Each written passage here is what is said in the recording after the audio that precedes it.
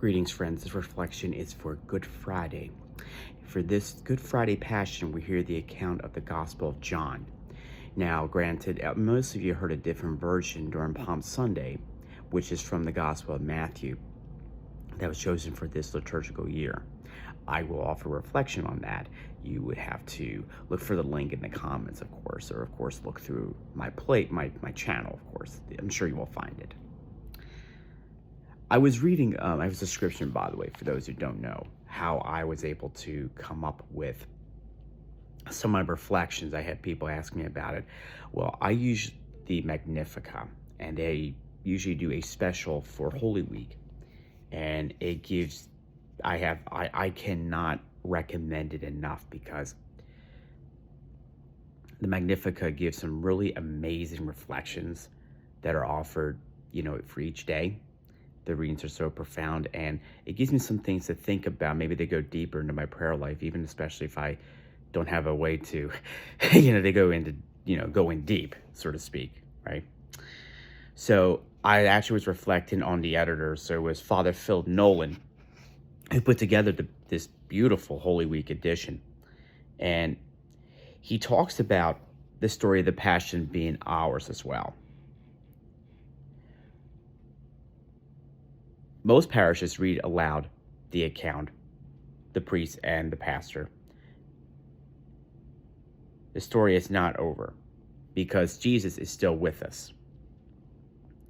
And of course, he will come again in the flesh, as they say, again, as we proclaim during the liturgy of the Eucharist at every Mass.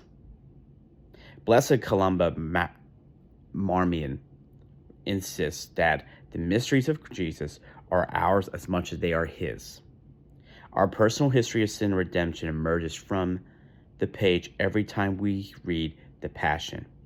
As the prophet Isaiah says, he was pierced for our sins, crushed for our iniquity. He bore the punishment that makes us whole. By his wounds we were healed. As we read the account, our faith in him gives us life. The main character of the Passion is still with us. He is with us on Palm Sunday, and he's still with us between Palm Sunday and Easter. And guess what? He's still with us today. The Gospel, the Passion account for John offers a distinct way. If I have to pick of the versions that we hear for the Passion account over the years, I have to say that for Good Friday, I really like John. He's like, he goes right into it. Whereas the other three, most likely they give us the extra beef and everything. But for John, he's like, nope, I'm giving you everything that's simple, direct, boom.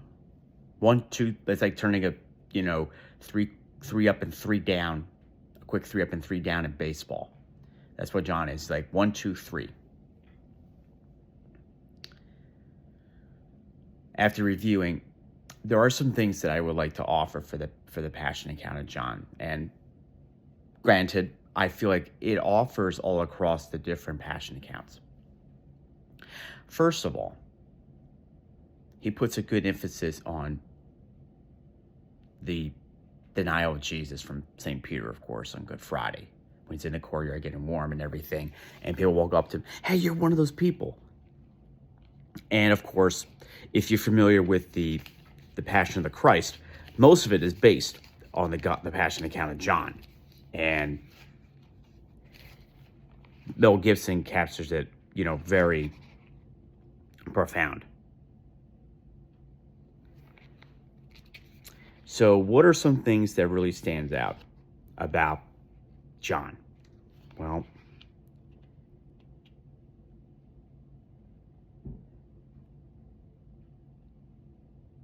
what I really like about this one is that it shows us some other unsung heroes, like the beloved Saint himself being at the foot of the cross with Mary.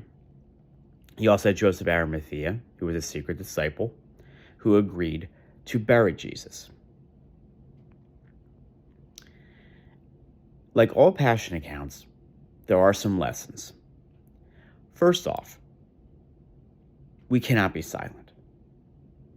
We cannot be silent about our faith.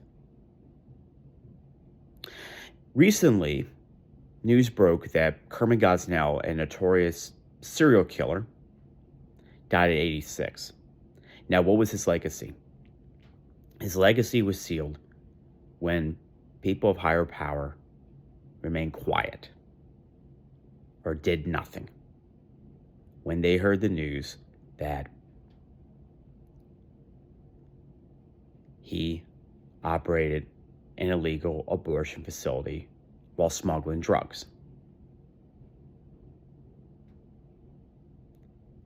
And in the process, he snipped the spinal cords of born alive babies and kept specimens of them, and it was grueling. He ran a house of horrors. The silence of the people enabled him to go on until he was apprehended by the authorities in 2011.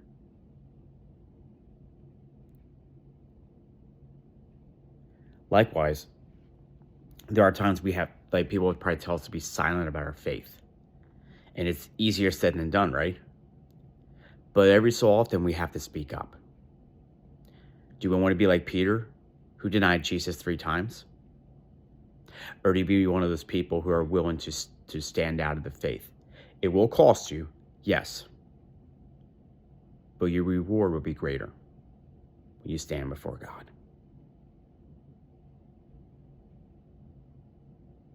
Everything that you do today will make a difference.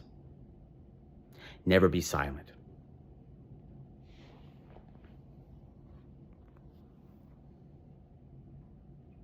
Never crucify your Lord.